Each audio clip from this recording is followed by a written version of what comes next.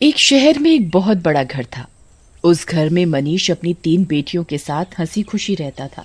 मनीष का शहर में बहुत बड़ा व्यापार था। उसके घर में किसी चीज की कमी नहीं थी सिवाय एक चीज के। मनीष की बीवी की मौत एक कार एक्सीडेंट में हो गई थी, जिसकी कमी हमेशा उसे महसूस होती थी। मनीष ने अकेले ही अपनी बेटियों को पाला पोसा था। उसकी तीनों बेटियां बहुत ही सुंदर थी, पर उसकी सबसे छोटी बेटी छाया सबसे सुंदर थी। मनीष अपनी दोनों बड़ी बेटियों से बहुत प्यार करता था, पर सबसे छोटी बेटी छाया को वो बिल्कुल पसंद नहीं करता था। उसका कारण ये था कि छाया जब पैदा हुई थी तभी उसकी माँ की मौत एक कार एक्सीडेंट में हो गई थी।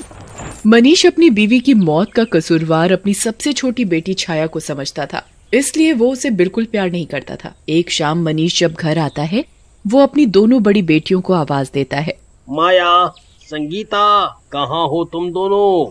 जल्दी आओ, देखो मैं तुम्हारे लिए क्या लाया हूँ। पापा पापा, हम आपका ही इंतजार कर रहे थे। जल्दी से दिखाओ आप हमारे लिए क्या लाए हो। ये देखो संगीता, मैं तुम्हारे लिए कितने सुंदर जूते लाया हूँ। मेरे लिए क्या लाए हो पापा, मुझे भी दिखाओ। छाया दूर खड़ी सब देख रही थी। उसे लगा कि उसके पापा उसे अभी आवाज देकर बुलाएंगे और उसे भी कुछ देंगे। वो इंतजार करती रही, पर उसके पापा ने उसकी तरफ देखा भी नहीं। वो फिर डरते डरते अपने पापा के पास गई और धीरे से बोली, आप मेरे लिए क्या लाए हो? तुझे इस घर में खाने पीने को ढंग से मिल रहा है ना, तो उसी में खुश रह, समझी? ज्यादा उम्मीद मत लगा और जाकर अपना काम कर। छाया रोते रोते अपने कमरे में भाग जाती है। वो बहुत रोती है और अपनी माँ को बहुत याद करती है। छाया अपने पापा के दिल में भरे गुस्से को प्यार में बदलने की बहुत कोशिश करती थी। वो उनके लिए अच्छा अच्छा खाना बनाती थी, उनके सारे काम करती, पर सब बेकार था। मनीष को छाया पर ना तो कभी प्यार आता और ना ही तरस। एक दिन मनीष अपनी बेटियों के साथ बैठकर नाश्ता कर रहा होता है। मैं कुछ दिनों के लिए बाहर काम से जा रहा हूँ, तुम अपना ध्यान रखना और अच्छे से घर में रहना। आप कहाँ जा रहे हो पापा? क्या हम आपके साथ नहीं चल सकते? नहीं बेटा, दरअसल वहाँ आसपास काजीरंगा नाम का जंगल है, तो तुम्हें वहाँ ले जाना ठीक नहीं है। तुम लोग घर पर ही रहो और खूब मजे करना। संगीता, माया और छाया उदास हो जाते हैं। उदास मत हो, मैं जल्दी ही वापस आ जाऊंगा। चलो अब जल्दी से बताओ कि मैं तुम्हारे लिए वहाँ से क्या लेकर आऊं। मुझे एक सुंदर मोतियों की माला चाहिए। मैंने सुना है जहाँ आप जा रहे हो वहाँ के जंगलों में बहुत सुंदर फूल होते हैं, जो बिना पानी और मिट्टी के भी बहुत समय तक ताजा रहते हैं। मुझे वो फूल चाहिए। छाया इंतजार कर रही होती है कि उसके पापा उससे भी पूछेंगे, पर ऐसा नहीं होता। सब नाश्ता करके हट जाते हैं और मनीष अपने जाने की तैयारियों में लग जाता है। छाया मनीष का सारा जरूरी सामान बांध देती है। मनीष अगली ही सुबह निकल जाता है। एक दिन के लंबे सफर के बाद मनीष होटल में पहुंच जाता है, जहां उसने अपने लिए एक कमरा बुक किया हुआ होता है। मनीष कुछ दिन वहीं रहता है और अपने सारे काम खत्म कर लेता है। उसके बाद वो अपनी सबसे बड़ी बेटी के लिए एक सुंदर सी मोतियों की माला खरीदता है। माला खरीदने के बाद मनीष सीधा जंगल की ओर निकल जाता है। वो माया के बताए फूलों को बहुत ढूंढता है, पर वो उसे कहीं नहीं मिलते। फूल ढूंढते ढूंढते वो जंगल के बहुत अंदर पहुंच जाता है। अचानक उसे एक बहुत सुंदर और अलग सा घर दिखाई देता है। मनीष धीरे धीरे उस घर की तरफ बढ़ता है। उसकी नजर अचानक से उस घर के बगीचे पर पड़ती है, जिसमें माया के बताए हुए फूल लगे हुए थे। मनीष उन फूलों को देखकर बहुत खुश हो जाता है। आखिर वो खुश हो भी क्यों ना, वो शाम से उन फूलों को ढूंढ रहा था। अब मनीष बिल्कुल भी वक्त बर्बाद न करते हुए उन फूलों को तोड़ लेता है और अपने ठेले में भरने लगता है। फूल तोड़ते ही मनीष को बहुत अजीब सा महसूस होता है। आसपास बहुत तेज हवा चलने लगती है और अजीब सी आवाज भी सुनाई देने लगती है। मनीष बहुत ही डर जाता है। वो जल्दी से वहां से भागने लगता है, पर वो अचानक किसी से टकरा जाता है। मनीष गर्दन उठाकर ऊपर देखता है तो उसकी आंखें फटी की फटी रह जाती हैं। उसके सामने एक बहुत खतरनाक भूत खड़ा होता है। भूत, भूत, मुझे जाने दो, मुझे जाने दो। ऐसे कैसे जाने दूं? तेरी हिम्मत कैसे हुई मेरे बगीचे से फूल तोड़ने की? अब मैं तुझे जिंदा नहीं छोड़ूंगा। भूत मनीष की गर्दन पकड़ लेता है और उसे मारने ही वाला होता है कि तभी मनीष रोने लगता है। मुझे जाने दो, मेरी 3 बेटियां हैं, वो मेरा घर पर इंतजार कर रही होंगी। उनका इस दुनिया में मेरे सिवा कोई भी नहीं है। उनकी माँ भी बहुत सालों पहले मर गई। तू मुझे पहले ये बता कि तूने मेरे बगीचे से फूल क्यों तोड़े। मेरा बगीचा और उसमें लगा फूल मुझे जान से भी ज्यादा प्यारा है। मुझे माफ कर दो, मुझे नहीं पता था, मुझसे बहुत बड़ी गलती हो गई। दरअसल मेरी बेटी ने इन फूलों का जिक्र किया था और उसी ने इन फूलों को लाने के लिए बोला था। कहाँ है तेरी बेटी? क्या नाम है उसका? मैं उसे जिंदा नहीं छोड़ूंगा। अब मुझे अपनी बेटी को ला कर दे, वरना मैं तेरी जान ले लूंगा। मनीष को कुछ समझ में नहीं आ रहा था कि वो क्या करे। उसे तो अपनी दोनों बड़ी बेटियां और अपनी जान बहुत प्यारी थी। उसे कुछ भी समझ में नहीं आ रहा था। अचानक उसे एक तरकीब सूझती है। वो सोचता है क्यों ना माया की जगह छाया का नाम उस भूत को बता दिया जाए, ताकि वो भूत माया की जगह छाया को खा जाए और हमेशा के लिए छाया की जिम्मेदारी उसके सर से दूर हो जाए। मनीष माया की जगह छाया का नाम उस भूत को बता देता है। जल्द से जल्द छाया को मेरे पास लेकर आ, वरना मैं तुझे जान से मार दूंगा। मुझे बस कल तक की मोहलत दो, मैं छाया को लेकर यहाँ आऊंगा।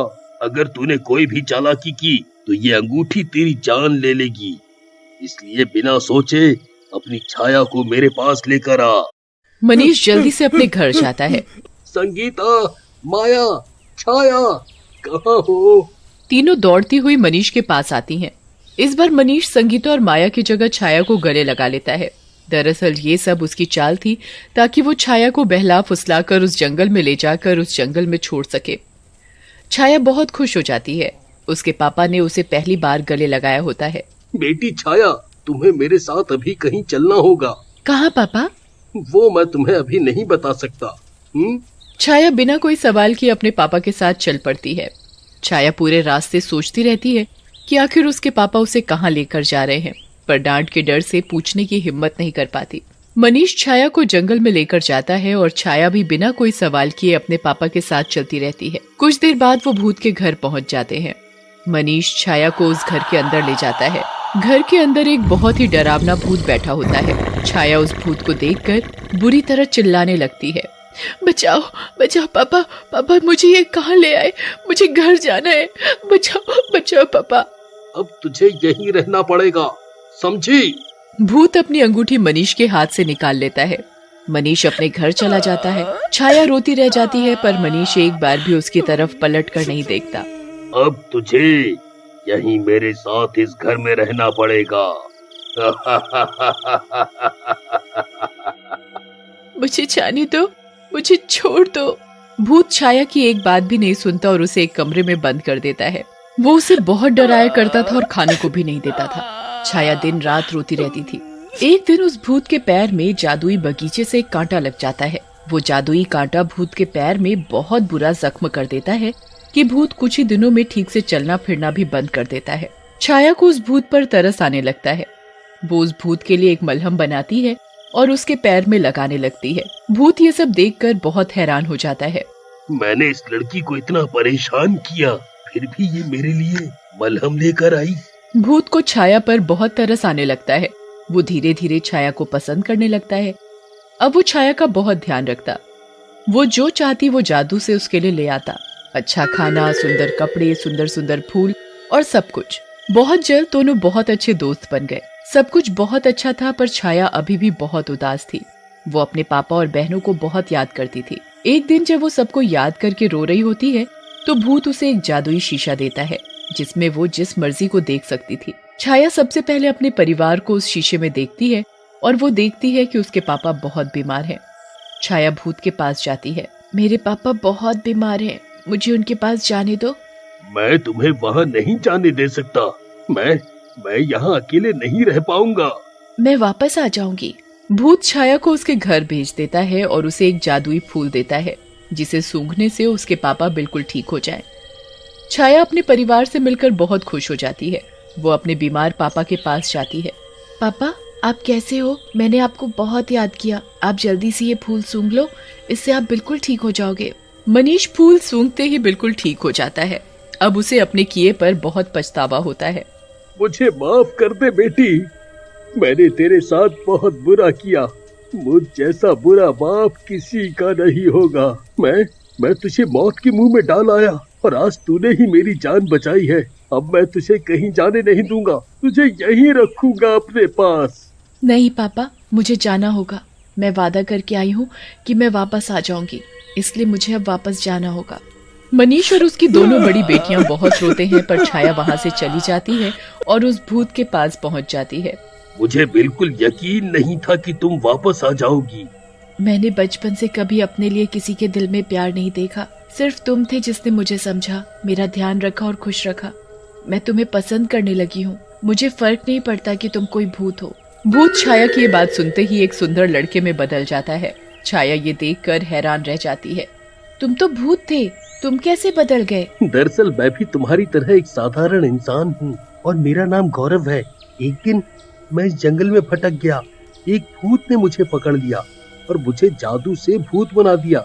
मेरा दिल भी भूतों की तरह कठोर हो गया था, पर धीरे धीरे तुम्हारी वजह से मैं बदलने लगा और लगता है आज तुम्हारी वजह से ही उस जादू का असर मेरे ऊपर से खत्म हो गया, क्योंकि उस भूत ने कहा था कि कोई सच्चे और अच्छे दिल वाली लड़की ही तुझे तेरे असली रूप में ला सकती है। छाया और गौरव शादी कर लेते हैं।